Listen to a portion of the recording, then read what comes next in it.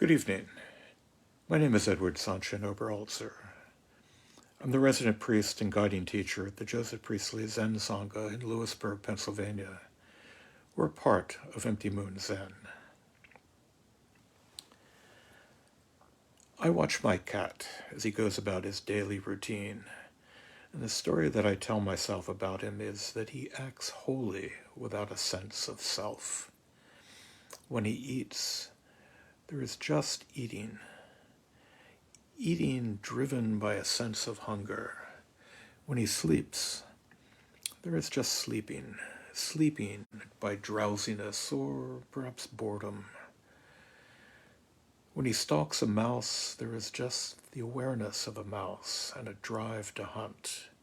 Just stalking driven by instinct.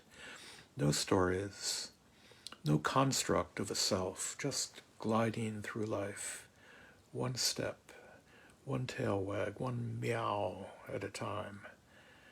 Life is a verb, not as a noun.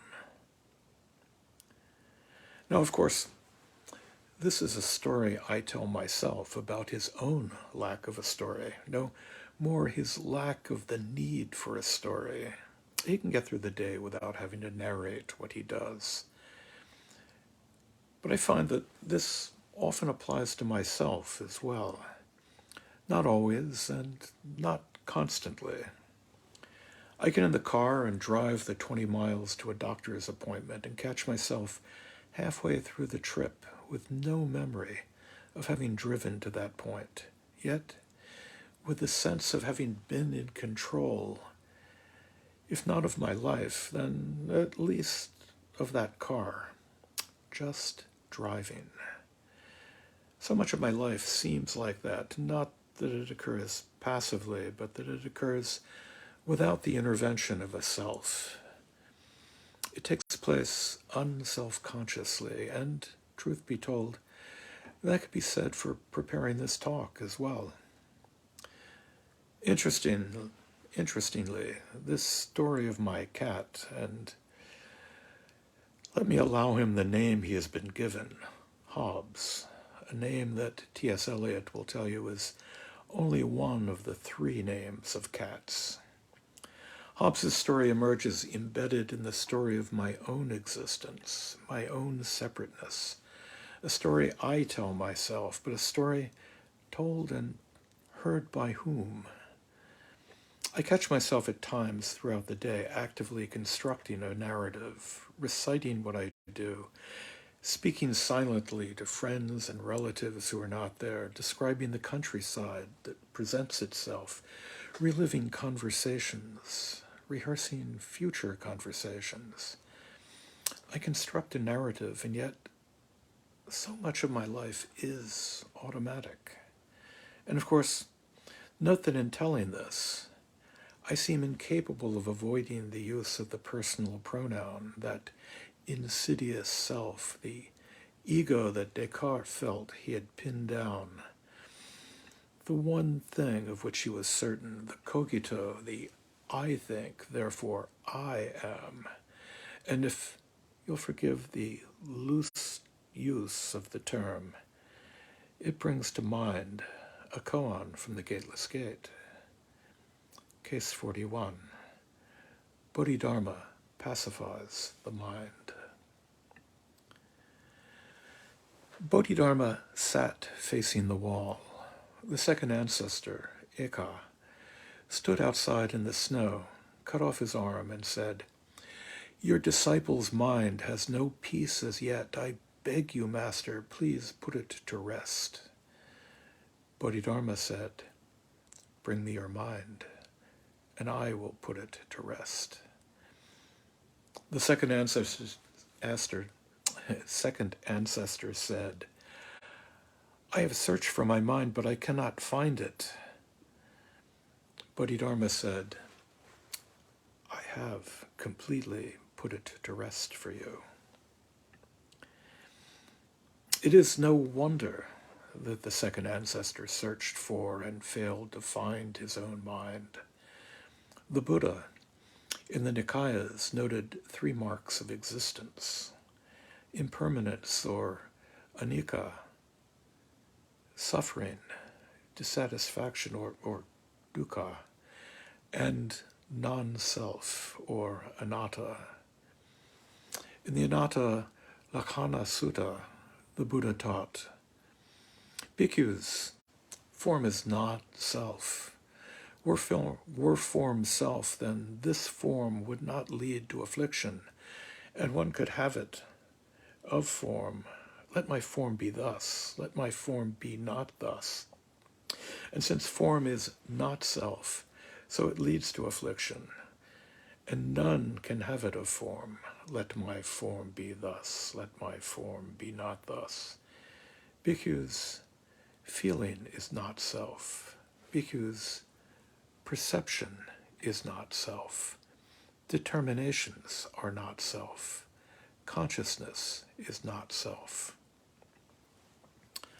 I personally like the later Mahayana version of this insight, found in the sutras entitled The Questions of the Naga King Sagara, where these marks of existence are increased to 4 and are defined as all compounded phenomena are impermanent.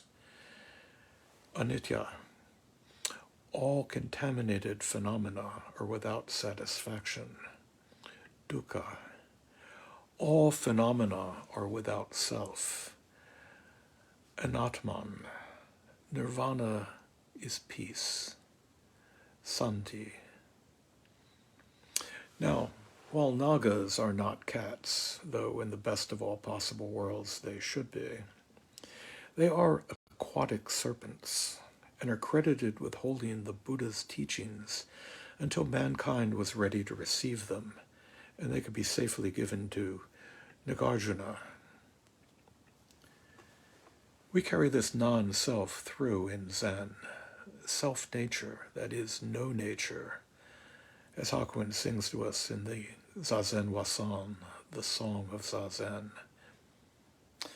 And there are many ways of accounting for this lack of a self.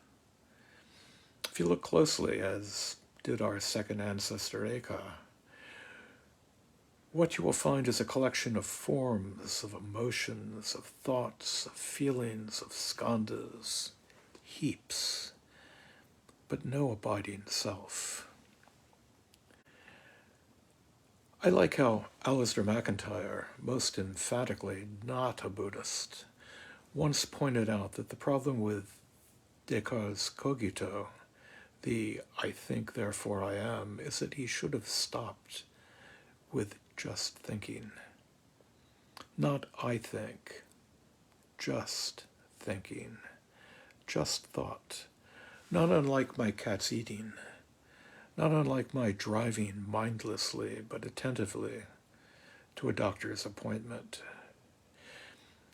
But for me, the most convincing insight is that lack of an abiding essence, the dependent nature of all things, and especially of that self, that you, that I, and for that matter, that Hobbes, or whatever he would call himself, that we are defined by our relations with one another and with the world around us, and not by some essence.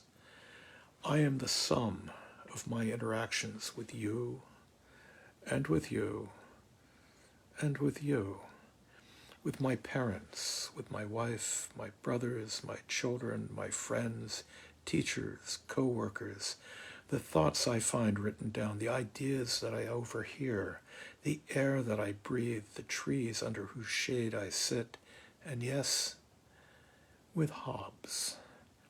And of course, the I that I've used throughout this talk, the pronoun I, that I can't seem to avoid.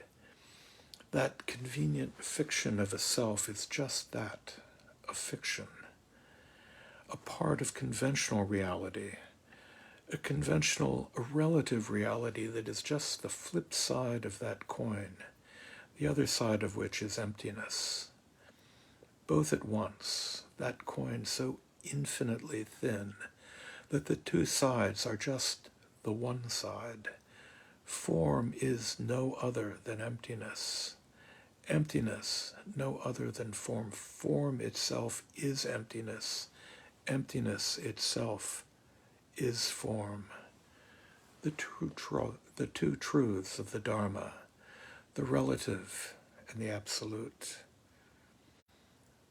As we hear in the jewel mirror Samadhi, you are not it, but in truth, it is you.